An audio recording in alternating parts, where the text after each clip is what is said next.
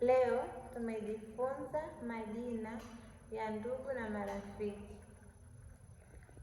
baba, mama, kaka, dada, babu, bibi, mjomba, shangazi, binamu, shemeji,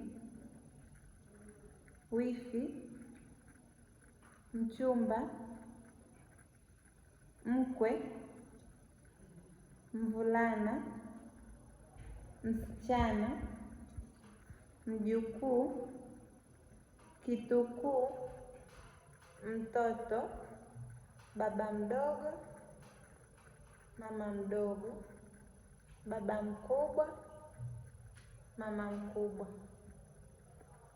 Tumeishia hapo.